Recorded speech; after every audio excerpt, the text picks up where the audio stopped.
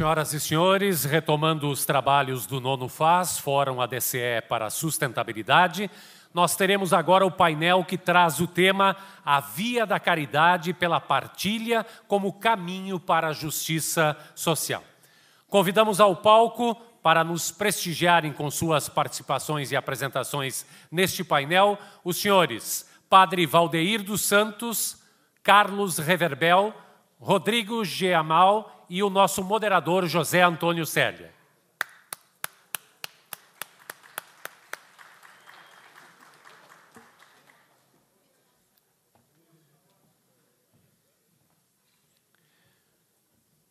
Padre Valdeir dos Santos é diretor espiritual da ADCE Brasil. Carlos Reverbel é advogado e professor permanente do Programa de Pós-Graduação em Direito da Universidade Federal do Rio Grande do Sul. Rodrigo Geamal é CEO na ElusFan e CMO na Allianz Park Experience.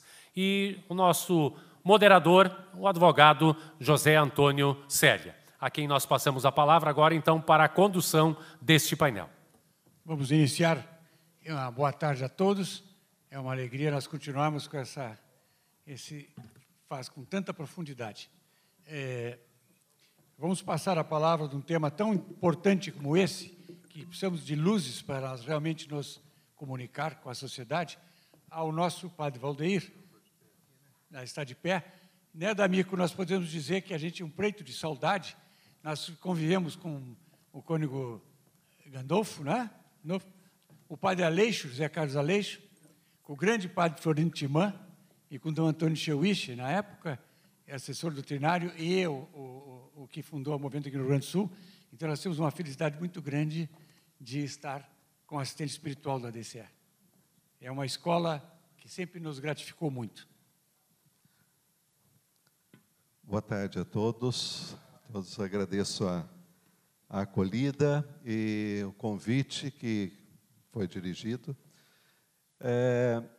E me passaram um tema que, evidentemente, que para nós, né, dentro da igreja, é muito caro esse tema, né? É evidente, né?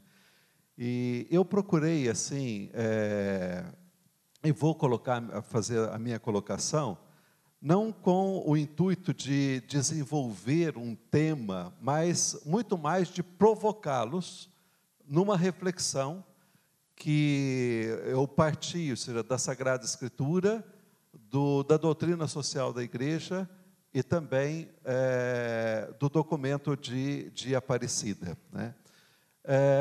Então, o primeiro momento, eu gostaria de dizer o seguinte, de que a fé é algo assim, de maior riqueza do nosso povo.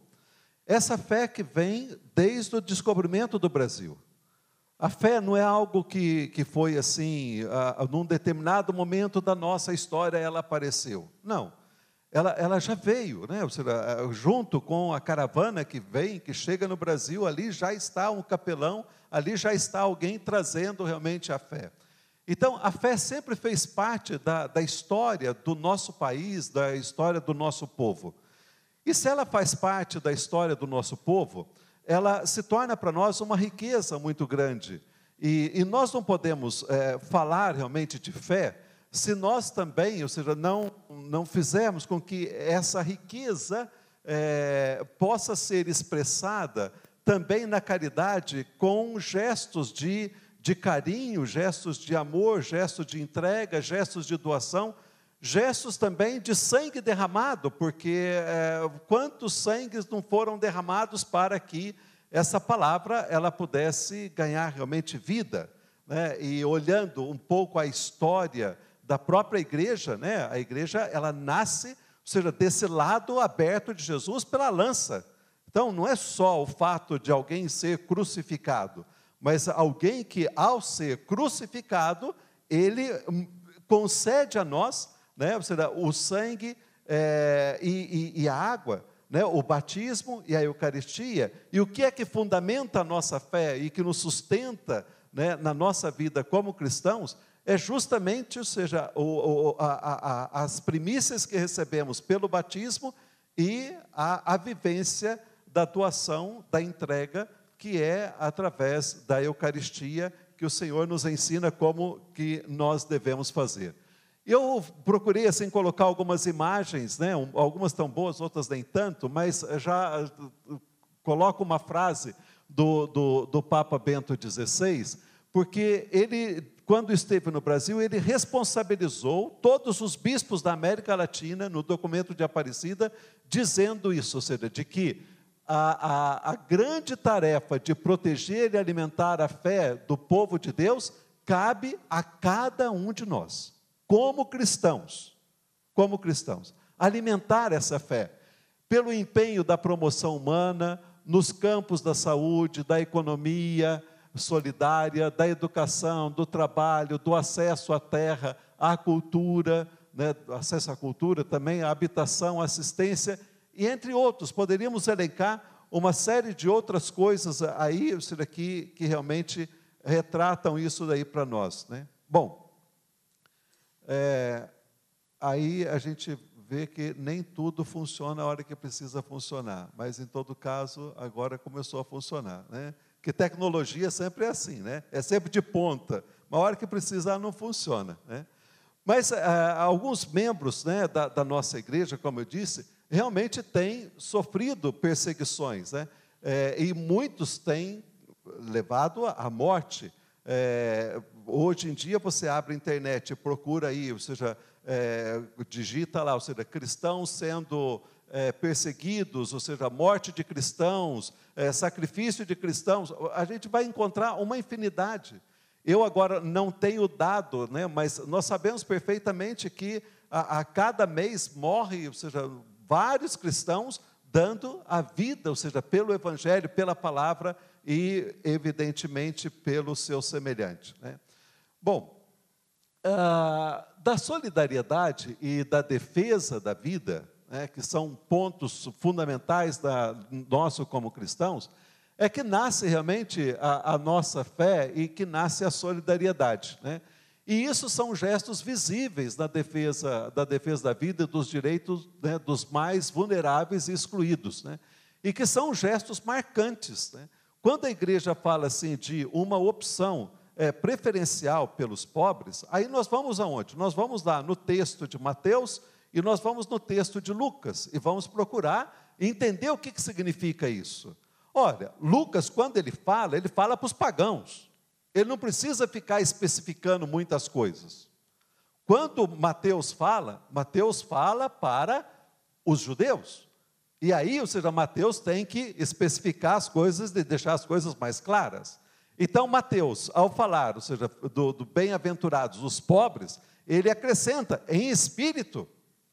Agora, o que é que significa pobre em espírito? É aquele que não é orgulhoso, que não é arrogante, que não é prepotente, que não é autossuficiente. Ora, então, peraí, a conotação de pobreza que nós temos não é só simplesmente o pobre que está caído ali à beira do caminho. Nós vamos ver isso daqui a pouco, eu vou explicar. Mas não é só aquele pobre, não é só aqueles que nós encontramos nas nossas praças das nossas cidades. Não é só esses pobres. Mas muitas vezes, ou seja, nós encontramos um empresário, encontramos um homem, ou seja, um rico, e que esse rico, ele é pobre. Por quê? Porque ele não é nem orgulhoso, nem autossuficiente, nem prepotente, nem arrogante. Então, a conotação para nós, ela começa a ser diferente. Ela começa a ser diferente. E aí eu passo a ver realmente o pobre como aquele que vem e é fruto do quê? Né? Fruto daquilo que caracteriza realmente esse povo, que é a vida e os valores. E tanto no âmbito espiritual, quanto no âmbito moral. Com relação ao cuidado com a ecologia integral, e os bens, ou seja, sendo divididos com equidade, segundo a justiça e a caridade cristã. Vamos pegar alguns textos que nos ajudam com relação a isso. Olhemos lá o texto daquele jovem, que chega diante de Jesus e diz assim: o que eu devo fazer para ter a vida eterna? O que eu devo fazer para entrar no reino dos céus? E Jesus vai dizer para ele: você cumpre os mandamentos? Cumpro todos. Olha, ele era a figura do fariseu, que diz assim: eu cumpro todas as leis. Jesus fala: uma coisa só te falta. Uma, para que você possa ter o reino de Deus. Vai, vende o que você tem, dê aos pobres e terás um tesouro no céu. Meus irmãos, essa é a figura do rico. A figura daquele que é incapaz de ir ao encontro do outro. Incapaz de ir ao encontro do outro. De pegar os seus bens e entregar ao outro. Aí vocês falam assim: mas padre, o senhor vem aqui e começa a falar dessas coisas, isso daí é assim, é o ideal. Eu também acho que quando eu faço casamento, eu chego lá na frente, eu não vou falar assim para ele, falar assim para a noiva, né? Olha, a partir de amanhã você vai ficar no tanque, você vai ficar na pia, né? Você vai ter que passar a roupa. Eu não vou ficar falando isso aí para ela. Eu vou falar do ideal do amor, da entrega, da doação, de ser paciente, prestativo, serviçal, de não buscar o próprio interesse, de não se ossentar com as injustiças, mas se rejubilar com a verdade, desculpar tudo, né? Você ter fé realmente que o casamento vai dar certo, mas principalmente, e mais importante de tudo, o amor. O amor. Por quê? Porque aquele realmente que ama, ele dá a vida. Ele dá a vida, ele se entrega totalmente. Então a gente fala da beleza do casamento para as pessoas e todo mundo fala assim: nossa, padre, como é bonito o casamento. Exatamente, o casamento é lindo, desde que ele tenha o ideal, e nós buscamos o ideal. Aí a gente pergunta assim: qual que é o ideal do empresário? Qual é o ideal do empresário? Será que nós saberíamos responder qual é o ideal do empresário? E nós estamos falando de partilha. Ora, ao falar de partilha e de ideal, ou seja, da partilha, me vem aqui então 3 passagens da Sagrada Escritura. A primeira passagem, aquela viúva de Sarepta, quando Elias chega para ela e diz assim: escuta, vai lá e faz um pão porque eu estou com fome. Ah, mas eu só tenho uma medida de farinha, que dá só para mim e para o meu filho. Vai lá, faça. Seja obediente. O que ela fez? Foi lá, fez. Nunca faltou farinha na vasilha da casa dela. Nunca. Com toda a crise. Por quê? Existia uma confiança em Deus, uma confiança no profeta, uma palavra que veio de esperança, porque ela só tinha aquela medida para poder morrer. Ia comer e esperar a morte, não tinha outra coisa. Mas ela soube confiar. A primeira comunidade cristã tinham tudo em comum, dividiam seus bens com alegria, a ponto de ninguém passar necessidade entre eles. Aí eu vou lá e pego a figura do Zaqueu, rapidamente, só dar uma pincelada. Um homem baixinho, sobe num sicômoro, porque eu quero ver Jesus. Quero ver esse homem. Eu sou muito baixinho, a multidão muito grande, eu não vou enxergar nada mesmo, mas eu quero ver esse homem. Eu vou subir no sicômoro. E ele sobe. E quando ele está ali no sicômoro, Jesus passa e fala assim: Zaqueu, desce, vou lá para a tua casa, vamos lá conversar, vem cá, vamos conversar. Olha, Senhor, se eu defraudei alguém, se eu defraudei, eu vou restituir, em dobro. Vou pegar metade do que eu dei, do que eu tenho, vou dar aos pobres. Alguém já encontrou na Bíblia que Zaqueu ficou pobre? Porque a Bíblia fala que ele era um homem muito rico. Muito rico. Então, ou seja, o que é partilha, se não a gente saber distribuir o que nós temos, de acordo com o que o Senhor espera de nós. Ora, então, o mundo foi concedido a nós, e vários daqui já citaram a questão de que o Senhor, Deus criou todas as coisas e entregou o mundo a nós para que nós pudéssemos transformar o mundo, né? Continuar o processo né, de transformação do mundo. Mas o homem recebe de Deus essa capacidade de transformar, né, o mundo, desenvolvê-lo, sim, mas não pode trair o mundo. O homem não tem direito de trair o mundo. O homem não tem direito de querer ser Deus, de estar acima de Deus. E quando o homem quer ser Deus e coloca-se acima de Deus, pode ter certeza que cuidado para não provocar a revolta da natureza, porque ela vai se revoltar contra o homem. Antigamente nós tínhamos as estações certinhas. Em 1985 eu fui a Brasília para entregar na nunciatura uma carta do meu bispo pedindo dispensa para minha ordenação, porque eu não tinha idade para ser padre. Quem conhece aquela estrada vai saber o que eu estou falando. De Catalão a Brasília só existia Cristalina. Do contrário, era um cerrado de fora a fora. A única coisa que a gente já começava a ver era alguns fornos que tinham, né, na beira das estradas, já tinha, porque já começava o desmatamento do cerrado. Quando Brasília foi criado, geava no Pantanal. Geava em Brasília. O pessoal que chegou lá, eu morei 12 anos em Brasília, o pessoal testemunhava, geava aqui, padre. Hoje você vai lá, a temperatura é 9 graus, você anda de manga de camisa. 9 graus. Não cai abaixo disso. 9 graus. Por que não geia mais? O que nós fizemos com a mãe terra? Com a mãe natureza? Ela é a nossa mãe.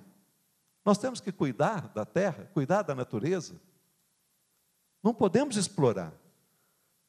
Falar aqui a respeito da experiência de estar no meio dos índios, eu tive a oportunidade também de ficar 10 dias com os índios e Yanomamis lá no Pico da Neblina. O que aconteceu? Eles saem de manhã, vão para a caça, voltam, entrega para a mulher e eles ficam ali. Bom, faltou alimento que precisa ser comprado, adquirido na cidade, eles vão lá onde tem o ouro, eles sabem, tem ouro. Eles vão lá, pegam as pepitas de ouro, desce para São Gabriel da Cachoeira, vende aquela pepita de ouro, coloca o alimento ali e sobe. Porque se eles quisessem explorar aquilo ali, eles iam explorar e levar toda a riqueza embora. Mas o que vai acontecer com aqueles que vão vir depois? Vão sobreviver como? Então eles têm um tipo, vamos dizer assim, de poupança, que nós aqui fazemos de forma diferente, né? Lá eles convivem com a natureza, e a natureza é a sua poupança. Nós aqui a poupança virou a troca, ou seja, de bens. Né? Ou seja, então eu vou e adquiro um apartamento para alugar o apartamento para me ter isso. Eu coloco o dinheiro no banco para poder ter esse juro. Eu faço isso para... Nós fazemos de uma forma diferente deles. Por quê? Porque nós pensamos no lucro, eles pensam na sobrevivência. Então, essa relação com a natureza, ela acaba sendo diferente. Qual que é o desafio desse início de milênio? O combate à miséria e à pobreza que interpela a nossa consciência humana e cristã. E a pobreza torna possível a realização daquele humanismo pleno. Com a constante reafirmação do princípio da solidariedade, a doutrina social, ela estimula a passar a ação para promover o bem de todos e de cada um, porque todos nós somos verdadeiramente responsáveis por todos. Eu sou responsável pelo meu irmão que está ali do lado. Outro dia uma ministra lá da paróquia chegou e falou assim, padre, quando eu vou fazer a declaração do imposto de renda lá da empresa, eu sempre dou um jeitinho. Eu falei, então, você está vendo esse jeitinho que você está dando? Espera aí, vem aqui, olha aqui pela janela. Está vendo aquele que está caído lá fora? Que não tem esperança nenhuma de vida? Não tem emprego? Não tem uma casa digna? Não tem escola? Não tem nada? Porque, meus irmãos, ou nós vamos agir como cristãos, ou então não sei onde nós vamos parar, não. Porque a gente vai, cumpre os 10 mandamentos, mas a hora que chega, na hora H, nós temos um problema muito sério. né, acabamos tendo um problema muito sério. Porque aí começa a ficar muito relativo, né? Não, mas é que se eu não fizer assim, eu não vou conseguir sobreviver, não vai sobrar isso para mim, ou não vai sobrar aquilo, né? Bom, aqui já dá para a gente entender um pouco as coisas, pelas próprias imagens, né? Mas o que eu queria colocar a respeito disso? Que o desenvolvimento, com efeito, não pode ser reduzido a mero processo de acumulação de bens e serviços. A realização da pessoa é medida pelas relações da pessoa com outras pessoas. E aí sim nós precisamos nos configurar a Jesus Cristo. Não ao tio Patinhas, mas precisamos nos configurar a Jesus Cristo. E configurar-se a Jesus Cristo é pensar, agir, sentir como Jesus, amar como Jesus, dar a vida como Jesus. E aí vem o texto que eu queria colocar para vocês, que eu acho que quando nós conseguimos compreender a mística que está por trás desse texto, que é o texto da multiplicação dos pães, nós vamos encontrar o quê? Nós vamos encontrar a natureza, né, a relva, o deserto, era um lugar deserto, o lugar do encontro com Deus, o lugar onde não tem nada, você não tem segurança nenhuma no deserto, você vê uma multidão com fome, uma fome que pode ser caracterizada como uma fome física, ela vai ser sim caracterizada, mas em primeiro lugar, era uma fome espiritual, porque eles correm e vão atrás de Jesus. Mais de 5.000 homens colocam os evangelhos, são 5 passagens da Bíblia falando a respeito da multiplicação dos pães. Então eles vão atrás de Jesus, por quê? Porque eles têm a fome, ou seja, de justiça, diante de todo o problema que eles viviam. E Jesus coloca uma questão para os discípulos, né? Escuta, onde é que nós vamos, ou seja, o que nós vamos poder fazer com esse povo aí que está com fome? Jesus colocou a questão para eles. Como que vocês resolveriam isso? Como nós podemos resolver o problema da fome? E aí começamos com os nossos pensamentos, né? Qual que é o nosso pensamento? Opa, senhor, mas nem 200 moedas de prata bastariam para poder dar comida para tanta gente? A primeira coisa nós vamos aí. A segunda coisa que vai aparecer para nós é a debilidade, a dificuldade que a comunidade tem para resolver os seus problemas, para resolver as suas dificuldades, as suas limitações. E Jesus está só provocando com os seus gestos, né? Jesus vai só provocando os discípulos, a comunidade dos discípulos, para chegar a uma conclusão, né? De repente, aparece o quê? 5 pães e 2 peixes. A pergunta, o que é isso para tanta gente? O que é isso? Meus irmãos, será que o que nós recebemos de Deus, as nossas empresas, aquilo que nós temos ali nas nossas mãos, nós falamos assim, o que é isso para receber, para matar a fome, a sede de tanta gente? Aí nós temos um gesto. Qual que é o gesto? Jesus pega o pão e Jesus dá graças. Jesus bendiz aquele pão. E aí entra a missão de cada um de nós. Porque se o que nós temos é abençoado por Deus, ele vai se multiplicar. Ele vai matar a fome de todo mundo. Ninguém vai ficar com fome. E além de não ficar com fome, meus irmãos, né, porque nós nos colocamos a serviço, né, como discípulos de Jesus Cristo, como missionários de Jesus, para matar a fome do mundo, o que vai acontecer? Nós vamos receber as benesses. E aí sim, ou seja, são 100 vezes mais, são 12 cestos cheios. O grande problema nosso é que, infelizmente, nós confiamos em nós e não confiamos em Deus.